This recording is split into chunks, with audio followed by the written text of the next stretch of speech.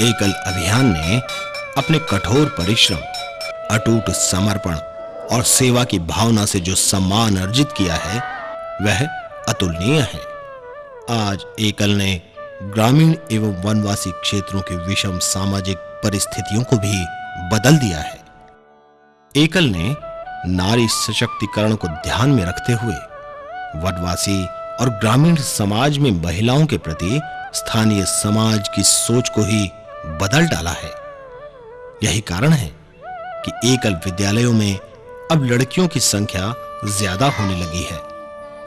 एकल इन बालिकाओं को शिक्षा के साथ-साथ पत्तल और दौने भी बनाना सिखाता है, जिनसे इनकी अंतस चेतना में अभी से स्वावलंबन का बीजारोपण हो सके। आज ग्रामीण वनवासी समाज में महिलाओं की भागीदारी ने उपलब्धियों के साथ-साथ सम्मान भी अर्जित किया है। कक्षा 1 से लेकर आज एमए तक जो मैंने पास किया उसमें शिक्षाएं मिली, लेकिन संस्कार शिक्षा मुझे बिल्कुल नहीं मिला।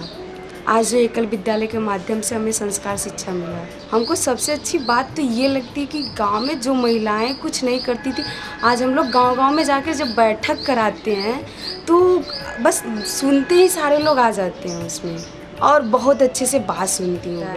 और महिलाओं के बीच कोई भी बात, मतलब वो अपने मन की कोई भी बात होती है छुपाती नहीं है, कहती हैं। कुमारी लीलावती एकल विद्यालय में पढ़ा करती थी, पर आज वो एकल विद्यालय में ही आचार्य के पद पर सेवारत है। मैं एकल विद्यालय में कक्षा 1 से पढ़ी, इसके बाद पढ़ के आचार्य का काम की, पढ़ भी रही हूँ, आचार्य का काम भी कर रही हूँ और पढ़ेंगे भी और आगे पढ़ाएंगे। एकल में आने के पास हमें अनुभव हुआ कि हम और आगे बढ़ सकते हैं। पढ़ाने लिखाने के लिए नियम भी मालूम हो गया कि ऐसे पढ़ा सकते हैं और ऊंचे क्लास में जाएंगे तो पढ़ा सकते हैं। पिछले 3 वर्षों से श्रीमती सावित्री देवी विंध्याचल क्षेत्र के ग्राम बेलवन में एकल अभियान के द्वारा शिक्षा का उजियारा फैला रही हैं। एकल विद्यालय में भेदभाव नहीं रहता और समान शिक्षा मिलती है। हम लोग को पढ़ने लिखने की व्यवस्था मिलती है। हमारे पिछड़े वर्ग के जो बच्चे हैं वो पढ़ लिख नहीं पाते, विद्यालय नहीं रहता है। एकल विद्यालय आने से बच्चे जो पढ़ते लिखते नहीं थे वो आज पढ़ लिख रहे हैं, बात कर सकते हैं, खुलकर खड़ी भाषा बोल सकते हैं।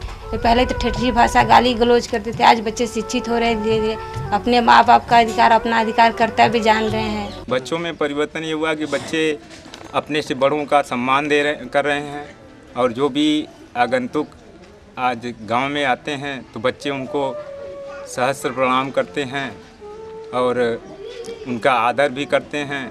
इस एकल विद्यालय के माध्यम से वो सीख रहे हैं। इंटरमीडिएट पास श्रीमती सावित्री देवी अपनी ससुराल ग्राम बेलवन में आकर एकल अभियान से जुड़ गईं।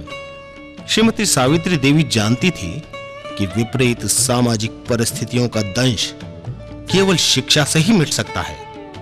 उनकी यही जागरूकता गांव के बच्चों को शिक्षित करने का संकल्प बन गई।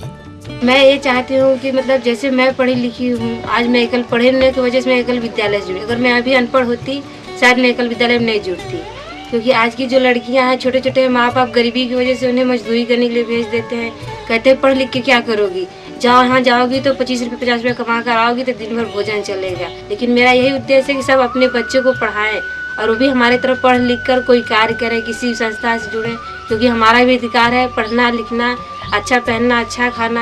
हम गरीब के बच्चे, तो इसका मतलब तो ये नहीं कि हम मजदूरी ही करें।